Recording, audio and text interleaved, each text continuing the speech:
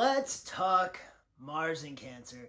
Let's talk about this planet of action being in its fall position. I know that sounds inherently negative, and I want to explain why. Because when it is exalted in Capricorn, Mars, which is an action-oriented planet that wants to go from point A to point B, and the operative word being go, it wants to move. When it can't move and it's restricted, it gets frustrated, and you think Capricorn, oh, it's kind of a slower moving planet.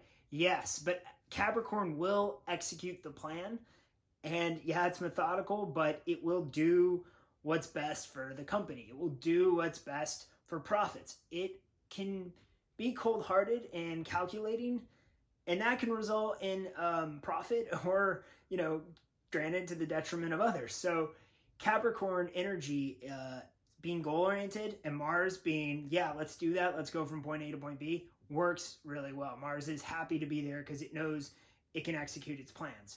Mars in Cancer has to consider others. It has to care about other people as it is pursuing its direction and its action. And so Mars in Cancer, there's a frustration there because you have to consider other people's feelings before you can get from point A to point B. And if you're going to point A to point B and you see that you're visibly hurting someone through your actions, you will stop and you have to consider and you have to change courses. There's a lot of course correction with Mars and Cancer because of the consideration of others. And so in a lot of ways, this is really positive.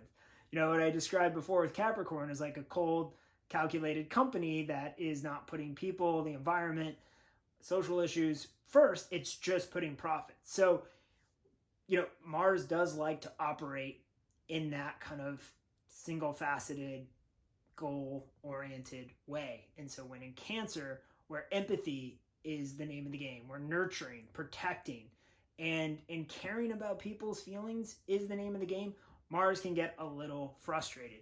Here's the thing, though, with Mars and Cancer. If you can align your actions and your emotional needs and the emotional needs of others, especially those that maybe aren't able to advocate for themselves or are at a disadvantage, you can be a champion for those people. You can be a champion for any cause that maybe is not does not have an advocate or does not have people fighting for. You can fight for people's causes outside of your own. People, if an issue doesn't impact you, but it's impacting another group of people, you can go and fight for them. And that is a beautiful thing about Mars and Cancer. It goes off the rails when we act on our emotion without consideration of others. And we just lash out, or we, bottle it in and it comes back out as passive aggressiveness.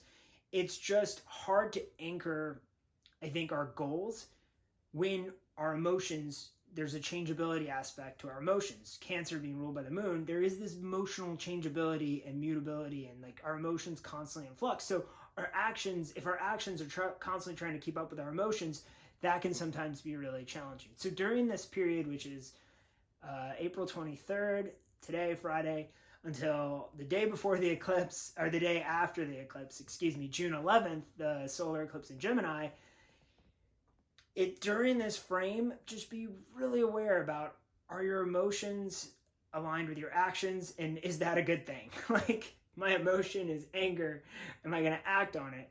Or do I look at my emotion and understand the root of anger and then try to compassionately approach that? Not the easiest thing for Mars to do. All right, you guys, I hope you're well. Thank you so much for your support of the Little Crab Finds a Friend. Sorry, didn't mean to. See, you have Mars and Cancer. I just hit the little crab's face. Sorry. Thank you for supporting. You can still get the book on Amazon at Powell's, and we're going to find some news sources. And I also want to bring it to you digitally before Mercury retrograde. All right. Thanks so much. I'll talk to you guys soon. I'll never stop feeling a little madness. Nobody